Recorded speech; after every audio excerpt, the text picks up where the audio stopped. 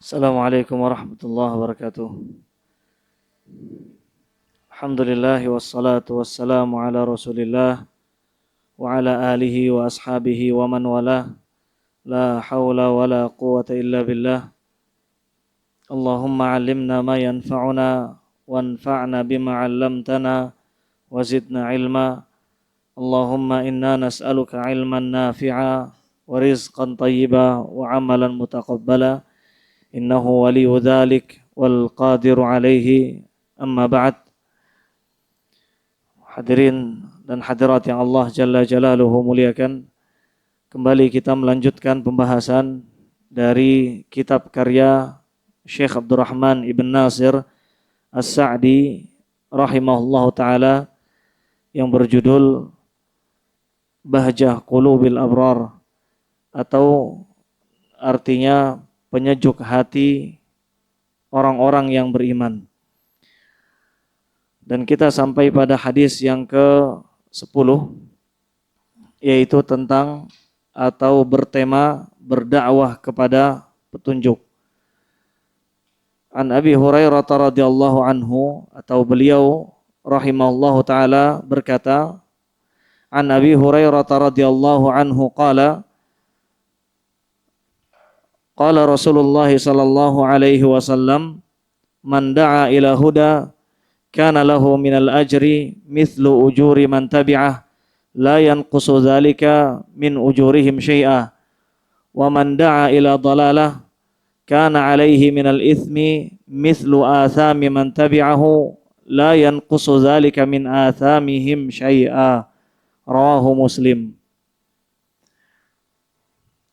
Kata penulis rahimahullahu taala, dari sahabat Abu Hurairah radhiyallahu anhu, beliau berkata, Rasulullah sallallahu alaihi wasallam bersabda, barang siapa yang menyeru kepada petunjuk, dia akan mendapatkan pahala yang sama dengan pahala orang-orang yang mengikutinya, tanpa mengurangi pahala mereka sedikit pun. Sedangkan barang siapa menyeru kepada kesesatan, dia akan mendapat dosa yang sama dengan dosa orang-orang yang mengikutinya tanpa mengurangi dosa mereka sedikit pun. Hadis diriwayatkan oleh Al-Imam Muslim rahimahullahu ta'ala. Hadirin dan hadirat yang Allah Jalla Jalaluhu muliakan, secara umum hadis ini menggambarkan kepada kita tentang dua dakwah.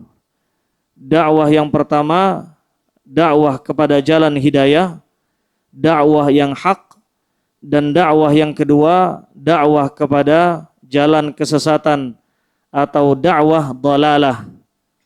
Kalau bid'ah ada bid'ah dhalalah, berarti ada bid'ah hasanah. Enggak.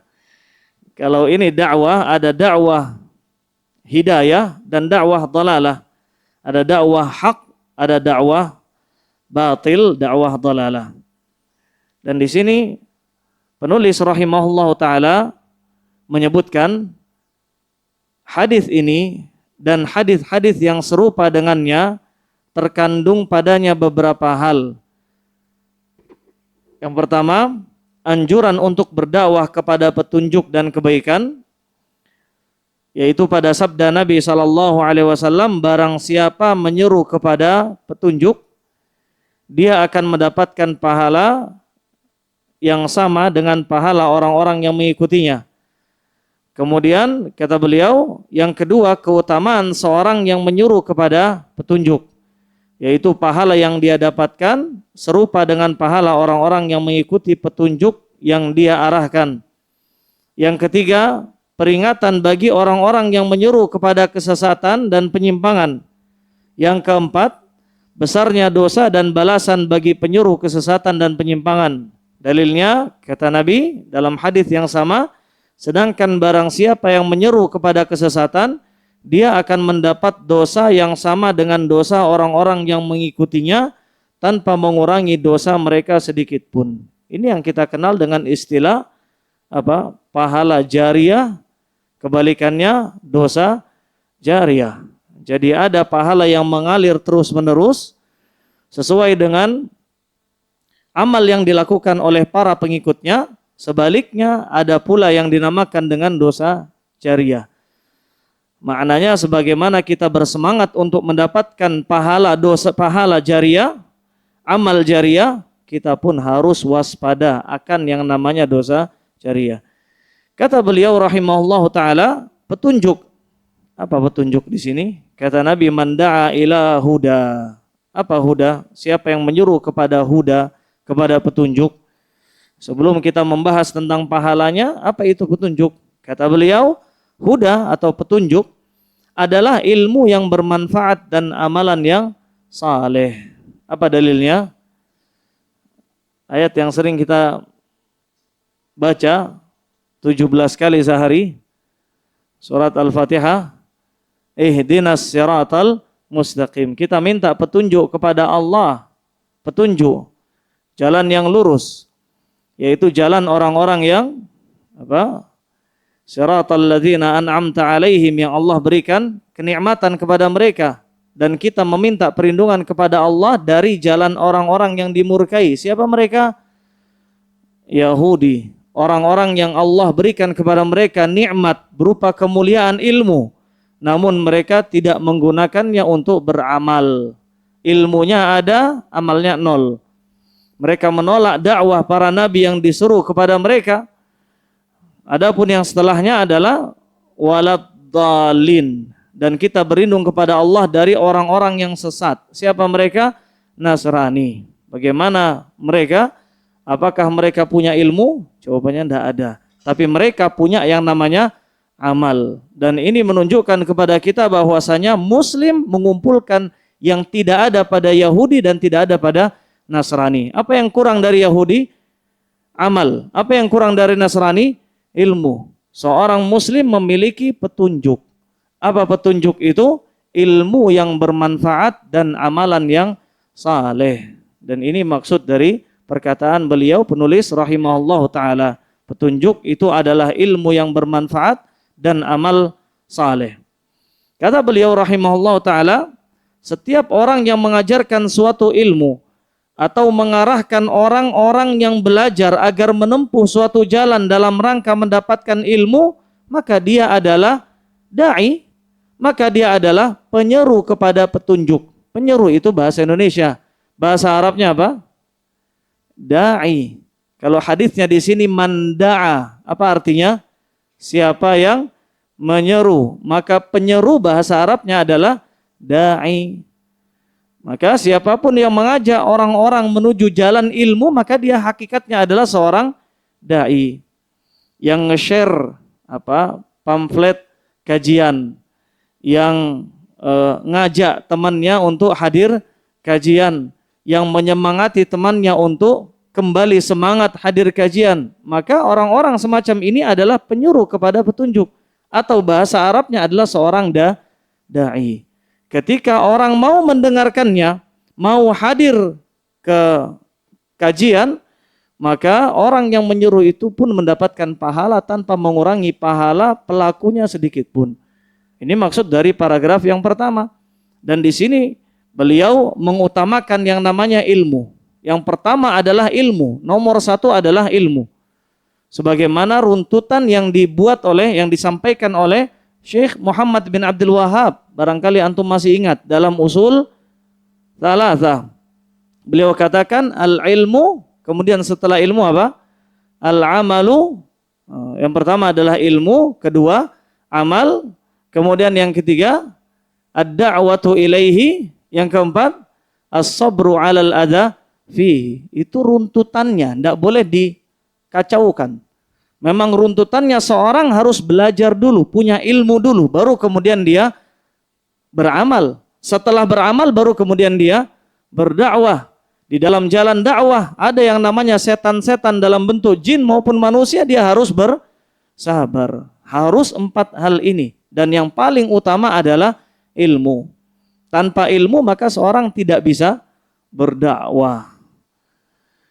Tanpa ilmu seorang tidak bisa berdakwah. Sebagaimana perkataan orang Arab, faqidus syai' la yu'ati. Orang kalau tidak punya apa-apa, bagaimana dia bisa memberi? Bayangannya orang ketika tidak punya uang, bagaimana dia mau bersedekah?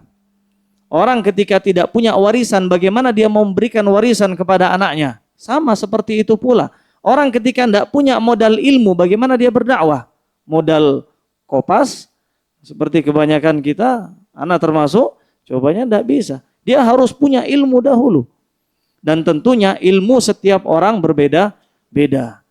Dan minimalnya seorang mengetahui satu ayat, maka wajib baginya untuk berdakwah. Ballighu anni walau ayat. Cakupan dakwah itu luas. Di antaranya dakwah mengajarkan ilmu atau mengarahkan orang-orang agar mau belajar menempuh suatu jalan dalam rangka mendapatkan ilmu. Kemudian kata beliau, setiap orang menyeru kepada amal saleh yang berkaitan dengan hak Allah atau hak-hak makhluk secara umum, hak kaum muslimin secara umum, atau hak kaum muslimin secara khusus. Maksudnya hak seorang anak kepada ayah ibunya, atau yang kita kenal dengan bahasa birrul walidain, atau hak orang tua kepada anak-anaknya, atau hak seorang muslim kepada saudaranya, kepada tetangganya, dan lain sebagainya. Maka dia adalah penyeru kepada petunjuk. Setiap orang yang memberi nasihat, baik terkait dengan perkara agama maupun perkara dunia yang mengantarkannya kepada perkara agama, maka dia adalah penyeru kepada petunjuk. Dia adalah da'i ila huda. Da'i yang mengajarkan orang lain kepada jalan hidayah. Maka ini semua para hadirin yang Allah Jalla Jalaluhu muliakan, ini yang dimaksud dengan dakwah. Dan tadi kita runtun, yang pertama seorang sebelum berdakwah dia harus berilmu. Ilmu itu berat. Seorang berilmu tidak mudah. Namun pahalanya pun besar. Amal pun pahalanya besar. Namun ketika seorang sampai pada tahapan dakwah, disitulah dia merasakan keberkahan ilmu dan amal yang dia usahakan. Kapan dia merasakan keberkahan luar biasa? Ketika dia sampai pada tingkat yang ketiga, yaitu ketika dia mulai berdakwah, ketika dia mulai mengajarkan ilmu, ketika dia mulai mengajarkan amalan yang saleh. Sebagai contoh, manusia berapa lama dia hidup? Berapa lama dia bisa ngaji? Berapa lama dia bisa melaksanakan sholat? Mentok-mentok paling 70 tahun, 80 tahun, anggaplah 100 tahun, itu pun sudah banyak kurangnya. Atau mungkin 110 tahun, paling mentok seperti itu. Umurnya sudah selesai. Namun ada umur yang dikatakan para ulama disebut dengan istilah umur yang kedua. Al-umurus tsani. Apa al-umurus tsani ini? Apa umur yang kedua ini? Ilmun yuntafa'u bihi. Sebagaimana perkataan Nabi SAW, idza matal insan inqata'a anhu amaluhu illa min salas. Ketika seorang manusia sudah meninggal, selesai umur hakikatnya, usianya sudah tutup, selesai. Namun apakah dia masih bisa menerima aliran pahala? Jawabannya masih. Dengan salah satu dari 3 cara. Yang kata Nabi SAW, salah satunya yang paling pertama beliau sebutkan adalah ilmun yuntafa'u bihi. Ilmu yang bermanfaat. Ilmu yang bermanfaat. Maka orang boleh jadi dia sudah tidak bisa lagi melaksanakan sholat. Orang boleh jadi sudah tidak bisa lagi bersedekah. Namun ajaran sedekah yang dia ajarkan semasa dia hidup kepada anaknya, kepada kawan-kawannya, kepada teman-temannya, ajaran sholat yang dia tanamkan pada anak-anaknya, yang terus dilakukan oleh anak-anaknya tersebut, atau setidaknya minimal sekali bacaan surat Al-Fatihah. Bacaan surat Al-Fatihah yang dia ajarkan kepada anak-anaknya, itu nomor 1. Kalau bisa bapak harus berlomba-lomba dengan ibu untuk mengajarkan siapa yang lebih dahulu mengajarkan bacaan Al-Fatihah. Siapa yang lebih dahulu menanamkan hafalan surat Al-Fatihah. Demikian tadabburnya, maknanya. Maka antum bisa bayangkan surat Al-Fatihah dibaca berapa kali sehari? Berapa rakaat sehari? 17 ya, 17 rakaat. 17 dikali setahun. Setahun berapa? 365 hari. Silahkan dikalikan itu. Belum lagi ketika anak tersebut hidup sampai 20 tahun ke depan, 30 tahun ke depan, 40 tahun ke depan. Belum lagi ketika dia ajarkan kepada anak-anaknya. dia punya anak 2 misalkan. 2 anak itu mempraktekannya dan diajarkan kepada cucunya lagi. Berapa banyak? Mumet kepala kita ngitungnya. Tapi Allah tidak pernah lupa. Dan Allah akan senantiasa mencatat seluruh kebaikan, detail kebaikan yang dilakukan oleh manusia. Demikian pengaruh dari kebaikan tersebut. Inilah maksud dari firman Allah Tabaraka wa Ta'ala dalam surat Yasin ayat 12. Kata Allah Tabaraka wa Ta'ala, Inna nahnu nuhyil mauta wa naktubu ma qaddamu wa atharahum. Kata Allah Tabaraka wa Ta'ala, sungguh kamilah yang akan mencatat, yang akan menghidupkan kembali mayat yang sudah mati. Wa naktubu ma qaddamu, dan kami pula yang mencatat amal-amal yang mereka pernah lakukan semasa hidup di dunia. Wa atharahum, bukan cuman amal kebaikan yang dicatat, bukan cuman amal buruk saja yang dicatat, sebaliknya. Namun yang dicatat juga athar. Apa makna athar? Kemudian kata Allah, wa kulla syai'in ahsainahu fi imamin mubin, dan segala sesuatunya kami perhitungkan, kami catat dalam Lauhul Mahfuz. Kalau potongan yang terakhir ini sebagai murajaah, hubungannya sama pembahasan yang lalu menunjukkan apa? Takdir yang mana? Nah, iman kita kepada takdir 4, diantaranya adalah kita mengimani Allah mencatat seluruh takdir yang baik dan buruk. Ini diantara dalilnya. Yasin ayat 12. Apa kata Allah? Wa kulla syai'in ahsainahu. Kami tulis, kami hitung, kami catat. Di mana? Fi imamin mubin. Dalam kitab yang menjadi patokan, imam dari seluruh kitab yang ada di catatan para malaikat. Yang menjadi patokan adalah Lauhul Mahfuz, mubin, yang menjelaskan seluruh amalan manusia. Maksudnya Lauhul Mahfuz. Kita kembali pada pembahasan tadi, kata Allah, wa naktubu ma qaddamu. Kami catat seluruh perbuatan yang mereka pernah lakukan semasa hidup di dunia. Yang baiknya maupun yang buruknya. Yang banyaknya maupun yang sedikitnya. Kemudian kata Allah, wa atharohum, dan athar perbuatan mereka. Athar itu apa artinya athar? 2 tafsirnya. Yang pertama, athar itu maksudnya adalah jejak-jejak langkah kaki. Maksudnya apa?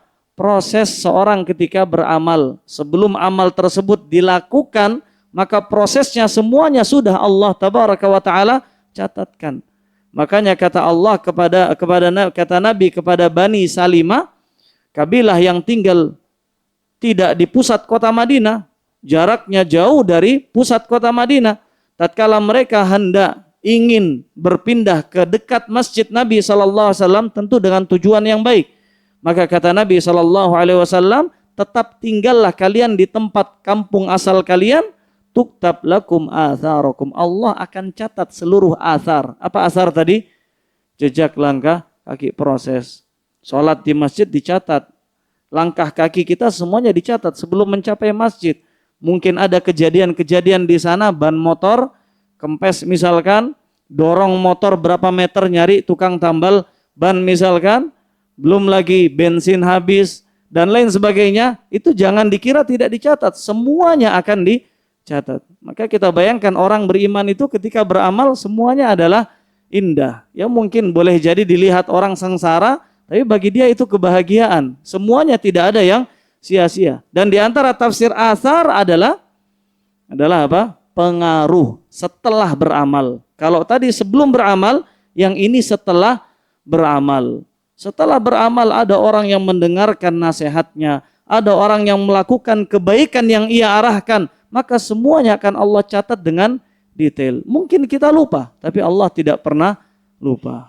Ini dalilnya dalam surat Yasin ayat berapa tadi? Ke-12. Kata Allah, wa naktubu ma qaddamu wa atharuhum, dan ini yang kata para ulama disebut dengan umur manusia yang kedua. Kemudian kata beliau rahimahullah, setiap orang yang mendapatkan petunjuk dalam ilmu dan amalannya, lalu ada orang lain yang meneladaninya. Jadi dakwah itu bukan dengan lisan saja, bukan pula dengan bukan pula dengan tulisan saja, namun dakwah bisa kita lakukan meskipun hanya dengan gerakan, perbuatan. Makanya orang-orang tua dianjurkan ketika dia ingin melakukan salat sunnah, jangan dia habiskan seluruh salatnya di masjid. Sisakan sebagiannya di mana? Di rumah. Tujuannya apa? Di antara hikmahnya adalah agar yang di rumah mendapatkan teladan dalam melaksanakan salat-salat sunnah. Anak kita melihat dan pasti mereka melihat dan mereka akan mengikuti gerakan-gerakan tersebut. Dan itu bisa kita saksikan. Anak-anak itu mudah sekali mengkopi, mudah sekali meniru, dan mereka membutuhkan teladan. Antum mungkin tidak mengajarkan gerakan-gerakan sholat. Antum tidak ngomong gerakan-gerakan tersebut, tidak membaca buku gerakan-gerakan sholat. Antum nggak ngajarin secara secara pengajaran langsung seperti itu. Namun antum hanya bergerak. Antum hanya mengajarkan seperti itu. Antum hanya sholat di hadapannya, maka anak akan meniru. Demikian pula ketika kita menghafal ayat Al-Quran, baca saja ketika kita berkendara, ketika kita naik mobil, anak kita akan mendengar, tidak usah diajarkan, mereka akan meniru. Dan setiap ia mengulangi ayat yang kita baca, maka kita pun akan mendapatkan pahalanya. Jadi maksudnya dakwah bukan hanya berupa ucapan, bukan hanya juga berupa tulisan saja, dakwah juga berupa gerakan. Seorang yang melakukan perbuatan yang satu, kemudian perbuatan itu ditiru oleh orang lain, maka pahalanya akan ia dapatkan sesuai dengan orang yang melakukan dan meneladaninya. Dan dari sini kita bisa membayangkan bagaimana luar biasanya pahala para sahabat Nabi ridwanullah alaihim. Sebelum para sahabat Nabi SAW. Karena tidak ada orang setelah beliau yang mendapatkan petunjuk hidayah kecuali melalui jalur beliau SAW. Tidak ada salat yang diterima kecuali salat sesuai dengan petunjuk beliau SAW. Bisa bayangkan luar biasanya pahala sahabat Nabi ridwanullah alaihim setelah Nabi SAW. Kemudian setelah sahabat tabi'in, setelah tabi'in tabi'in ridwanullahu alaihim. Mungkin ini sebabnya kenapa Nabi SAW katakan, la tasubbu ashabi, jangan kalian sekalipun menghina sahabatku. Demi zat yang jiwaku ada dalam genggamannya, demi Allah, tidak akan sama ma balagha mudda ahadihim. Kalau seandainya kalian ada yang berinfak satu gunung emas, gunung Uhud, tidak akan pernah menyamai pahala infaknya satu mud sahabat Nabi sallallahu alaihi wasallam. Apa sebabnya? Karena pahala mereka beruntun, pahala mereka jariyah.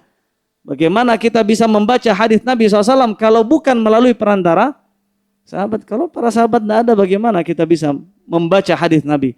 Kalau seandainya bukan karena sahabat Nabi radhiyallahu alaihim, bagaimana kita bisa membaca Al-Quran? Maka mereka pembawa risalah Nabi SAW sepeninggal Nabi SAW radhiyallahu alaihim. Jadi dengan gerakan pun, ketika ada orang-orang yang meneladani, maka ini termasuk di antara dakwah. Dan kata beliau, dia adalah penyuruh kepada petunjuk. Dan setiap orang yang mendahului orang lain dalam beramal kebaikan atau dalam hal-hal yang disyariatkan dan memiliki manfaat yang luas, dia pun termasuk yang dimaksud dalam nas hadis ini. Termasuk di antaranya ketika seorang berdakwah atau melakukan sesuatu kebaikan yang pada saat itu orang-orang malas mengerjakannya. Selesai sholat isya misalkan, orang-orang malas sholat rawatib. Sebagian masjid tidak ada di sana jamaah yang melaksanakan sholat sunnah rawatib ba'diyah.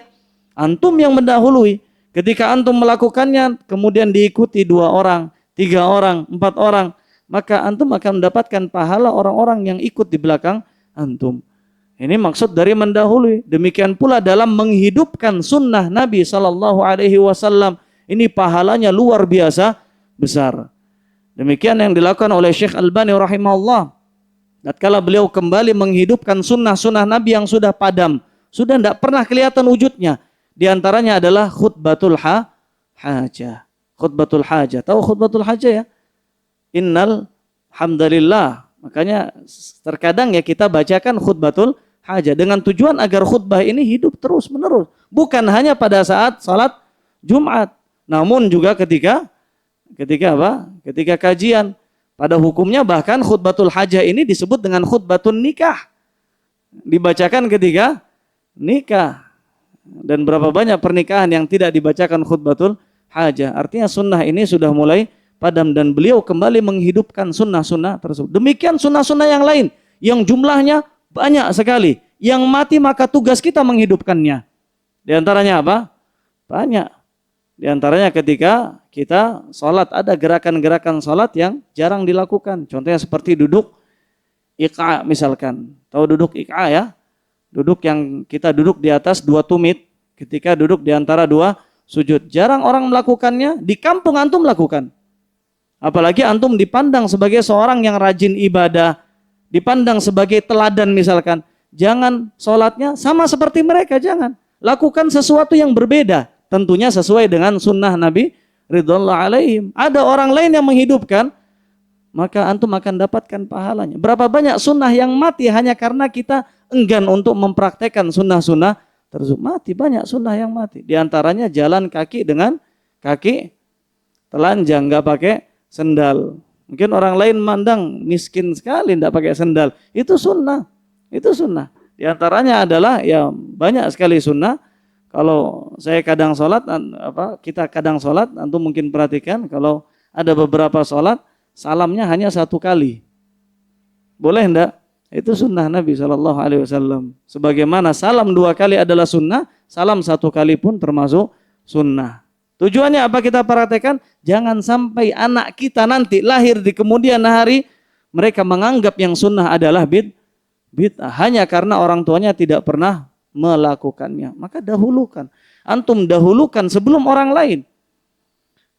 Kita ketika membaca hadis ini maka ingat dengan hadis yang mirip. Hadis Jabir bin Abdullah. Kata Nabi dalam hadis Jabir bin Abdullah, man sanna fil Islam. Antum pernah dengar? Man sanna fil Islam sunnatan hasanah. Mirip dengan hadis ini. Kata Nabi di sini apa? Man da'a ila huda kana lahu minal ajr sampai akhir. Man sanna sunnatan fil Islam, man sanna sunnatan hasanah falahu mithla ajri fa'ilihi, atau kama qala sallallahu alaihi wasallam. Mirip dengan hadis ini, redaksinya mirip. Maka hadis itu Nabi sampaikan ketika Nabi sallallahu alaihi wasallam didatangi oleh utusan-utusan orang Arab yang mana mereka datang dalam kondisi miskin, dalam kondisi membutuhkan. Maka Nabi mengisyaratkan kepada para sahabat untuk siapa yang mau bersedekah. Pada saat itu sahabat ada yang enggan, ada yang ragu-ragu. Maka kemudian datang salah satu sahabat yang menginfakkan hartanya di hadapan sahabat yang lain. Lalu kemudian sahabat yang kedua pun datang menginfakkan. Sahabat yang ketiga pun datang menginfakkan. Dan keempat dan seterusnya. Maka Nabi SAW mengatakan hadis ini. Siapa yang melakukan sesuatu pendahuluan dalam Islam, sesuatu kebaikan yang dilakukan lebih dahulu dalam Islam, man sanna sunnatan hasanatan fil Islam, kemudian diikuti oleh orang lain, maka dia akan mendapatkan pahala orang yang mengikutinya tanpa mengurangi pahala pelakunya sedikit pun. Mirip dengan hadis ini. Jadi mendahului kebaikan atau berlomba-lomba dalam kebaikan ini masyru', ya. Ini termasuk yang disyariatkan. Apa kata Allah? Fastabiqul khairat. Sabiqu ila maghfiratin min rabbikum wa jannatin 'arduha ka'ardis samawati wal ard, dalam surat Al-Hadid. Maka kata beliau di sini, dahului orang lain dalam beramal kebaikan. Dan ketika kita mendahului orang lain dan orang lain mengikutinya, kita akan mendapatkan sejumlah kebaikan mereka. Kemudian yang terakhir kata beliau, sedangkan kebalikan dari itu semua, kalau yang tadi adalah sunnah hasanah, kalau yang tadi adalah dakwah al-haq, dakwah hidayah. Kalau yang sekarang dakwah dhalalah. Ada yang mendakwahkan kepada kesesatan, ada yang menyuruh kepada kesesatan. Kata beliau, sedangkan kebalikan dari semua itu adalah orang yang menyuruh kepada kesesatan. Maka setiap orang yang menyuruh kepada petunjuk, mereka adalah pimpinannya, imamnya, orang-orang yang bertakwa, dan mereka adalah orang terbaik dari kalangan orang-orang yang beriman. Dan kita dituntut untuk menjadi imam, bukan selalu menjadi makmum. Jadi imam atau makmum, ini cita-cita kita. Dalam doa kita, Rabbana hablana min azwajina wa dzurriyyatina qurrata a'yun waj'alna lil muttaqina ma'muman waj'alna lil muttaqina imama. Kita dituntut untuk menjadi imam. Ini harus menjadi cita-cita kita. Bagaimana caranya kita menjadi pimpinan dalam amal saleh, pimpinan dalam ilmu, sehingga orang lain menjadi teladan di belakang kita. Orang lain mengikuti kita dan menjadikan kita sebagai teladan. Itu tujuan kita. Sedangkan yang menyuruh kepada kesesatan, mereka pun imam. Mereka pun adalah pemimpin yang menyuruh kepada neraka, menyuruh kepada kesesatan. Kata beliau, setiap orang yang menolong orang lain dalam kebaikan dan ketakwaan, dia termasuk orang yang menyuruh kepada petunjuk. Sedangkan yang menolong orang lain dalam perbuatan dosa dan permusuhan, maka dia termasuk para penyeru kesesatan. Jadi al jaza'u min jinsil amal. Dalilnya wa jaza'u sayyi'atin sayyi'atun mithluha. Balasan keburukan adalah keburukan yang setimpal. Jadi orang yang melakukan kebaikan dia mendapatkan kebaikan, dan kebaikan orang yang mengikutinya. Sebaliknya yang melakukan keburukan ini yang harus diwaspadai. Ketika tangan kita tidak bisa kita jaga untuk men-share berita-berita yang kita tidak tahu kebenarannya, maka hati-hati orang-orang yang menukil berita tersebut, orang lain yang kopas atau juga men-share berita tersebut, mereka berdosa dan Anda menjadi imam dalam dosa tersebut. Anda pun akan dihisap atas dosa-dosa tersebut. Sebaliknya demikian seterusnya. Makanya kata Nabi SAW tentang pembunuhan yang dilakukan oleh anak Adam yang pertama. Siapa anak Adam pertama yang melakukan pembunuhan? Qabil atau Habil? Ini sering lupa ya. Qabil atau Habil? Kalau bahasa Arab, pembunuh itu qatil. Ada qa-nya kan? Maka ingat yang membunuh maka Qabil, bukan Habil. Azan lah. Kurang? 2 menit. Qabil. 20 khair. Nanti kita lanjutkan kembali setelah azan.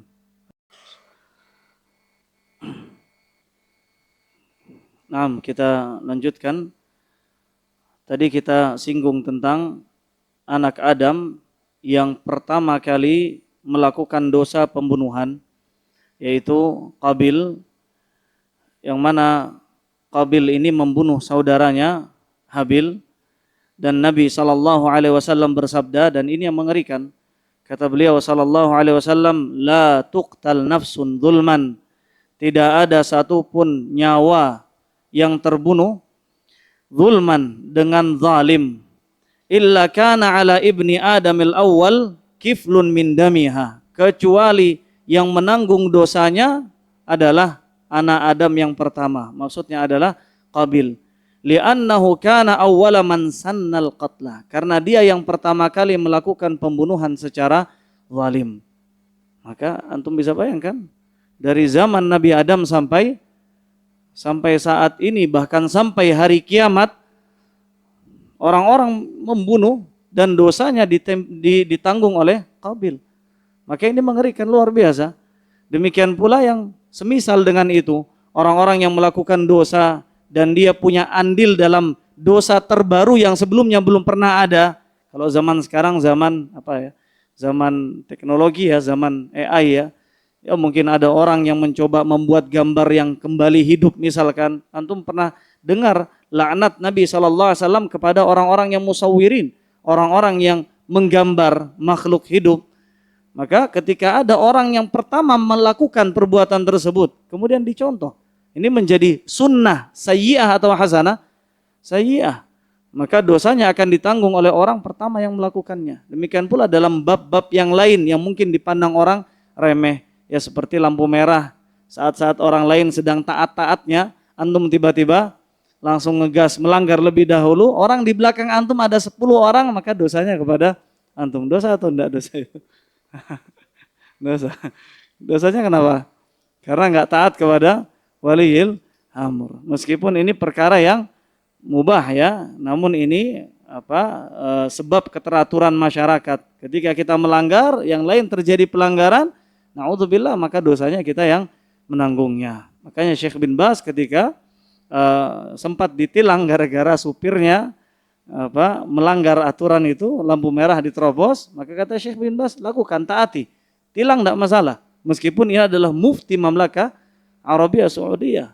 Ini pelanggaran poinnya itu, ini adalah pelanggaran. Demikian pula dalam bab-bab yang lain, dalam bab syirik. Ketika kita punya masa lalu kelam di masa muda, misalkan kita punya andil menghidupkan kembali ritual kesyirikan di kampung kita. Kita punya andil dalam menghidupkan kembali kemaksiatan misalkan. Jangan antum lupakan itu. Allah tidak pernah lupa. Maka caranya bagaimana? Caranya bagaimana? Antum kembali ke kampung antum, lalu jelaskan kebalikannya. Sebagaimana dahulu antum menjadi penyuruh dhalalah, penyuruh kesesatan, antum harus kembali untuk menyerukan kebalikannya, yaitu hidayah dan kebaikan. Dan hanya itu yang menjadi kafarahnya. Hanya itu yang menjadi kafarahnya. Kata Allah tabaraka wa ta'ala, illa man taba wa amana wa amila amalan salihah. Dia harus beramal, melakukan kebalikannya, amal-amal saleh. Illa man taba wa amila wa bayyana. Dan menjelaskan, dia harus menjelaskan, dan itu hukumannya.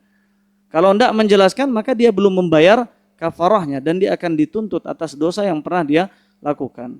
Jangankan itu, Amr bin Luhai al-Khuzai, ini penggagas kesyirikan di tanah Arab. Setelah sebelumnya Amr bin Luhai al-Khuzai ini adalah orang yang hidup di masa jahiliyah atau mungkin sebelum masa jahiliyah. Karena dahulu negeri Arab dipenuhi dengan tauhid. Mereka adalah orang-orang yang menghidupkan kembali ajarannya Nabi Ibrahim alaihi salatu wassalam.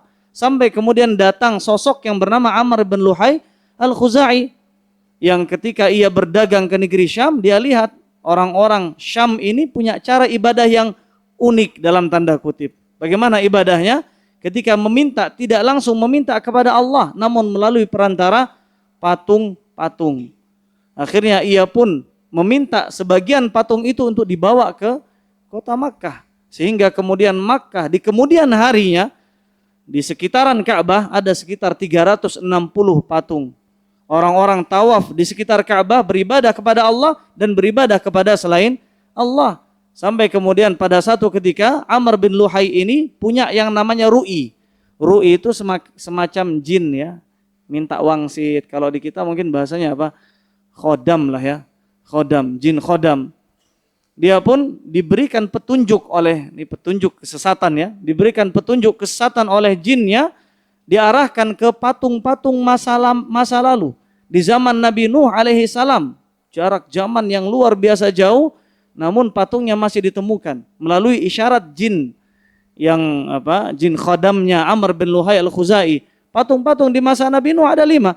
Wud, Suwa', Yaghuth, Ya'uq, Nasr. Kembali digali, kemudian dikeluarkan kembali dan ditempatkan di berbagai tempat di Jazirah Arab. Orang ini kata Nabi SAW, aku melihat Amr bin Luhai al-Khuzai yajurru qasabahu, yajurru am'a'ahu finnar, sedang menyeret ususnya yang terburai di neraka jahanam. Ini man sanna sunnatan sayyi'ah. Dia akan menemukan balasannya. Sebaliknya orang yang melakukan amalan kebaikan, dakwah kebaikan, dia akan menemukan jalannya. Bahkan dakwah ini adalah jalan yang paling terbaik, jalan yang paling termulia. Kata Allah tabaraka wa ta'ala dalam surat Fussilat, "Wa man ahsanu qawlan mimman da'a ilallah." Perkataan mana lagi yang paling afdal, yang paling mulia daripada perkataan dalam dakwah di jalan Allah. Ini perkataan yang luar biasa, menyaingi profesi yang lain, menyaingi profesi pedagang, menyaingi profesi dokter. Yang nomor satu adalah dakwah. Antum perhatikan, di zaman Abu Hurairah ada pedagang. Banyak pedagang yang jauh lebih kaya dibandingkan Abu Hurairah. Abu Hurairah ahlu suffah. Namun kemanakah nama-nama mereka? Hilang ditelan zaman.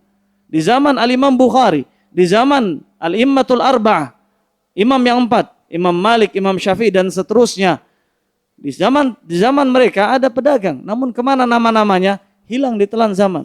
Namun Allah tabaraka wa ta'ala mengekalkan orang-orang yang menyibukkan diri dalam dakwah di jalan Allah tabaraka wa ta'ala. Kata Allah, "Wa man ahsanu qawlan mimman da'a ilallah wa amila salihan wa qala innani minal muslimin." Jadi ini pembahasan yang berkaitan dengan hadis yang ke-10 tentang berdakwah kepada petunjuk, dan insya Allah setiap masing-masing dari kita bisa berdakwah.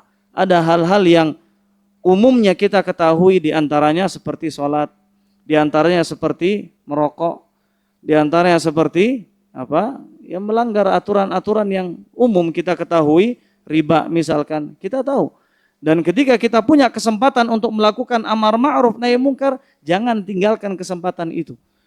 Kita tegur teman kita yang masih bergumul dalam dosa riba, kita katakan, mau enggak nanti ketika di akhirat, ketika di alam barzah, kita pernah sampaikan, hukuman dosa riba itu bertahap-tahap. Dari mulai hukuman di dunia, Allah hancurkan hartanya dengan bertahap, sedikit demi sedikit. Sampai kemudian dia pun kemudian menjadi bangkrut. Kemudian di alam barzah, Allah mandikan dia di sungai darah. Kemudian ketika dia di padang mahsyar, Allah ajak perang, Allah sisipkan, Allah siapkan pedang untuk berperang di hadapan Allah, di hadapan Rasulullah SAW. Sampaikan itu, gambarkan itu kepada teman-teman kita yang masih melakukan kemaksiatan. Berharap ketika dia kembali ke jalan hidayah, antum akan mendapatkan pahala dan pahala orang-orang yang mengikuti dia di kemudian hari. Allah Ta'ala a'la wa alam. Ini yang bisa kita sampaikan. Semoga memberikan faidah dan semoga Allah Tabaraka wa Ta'ala memberkahi seluruh amal kebaikan kita sehingga menjadi pemberat timbangan amal kebaikan kita di hari akhirat kelak dan juga menjadi timbangan berat amal kebaikan orang-orang tua kita yang menjadi sebab kebaikan kita dahulu kala insyaallah ta'ala. Wa akhiru da'wana alhamdulillahi rabbil alamin. Subhanakallahumma bihamdika asyhadu an la ilaha illa anta astaghfiruka wa atubu ilaik. Assalamualaikum warahmatullahi wabarakatuh.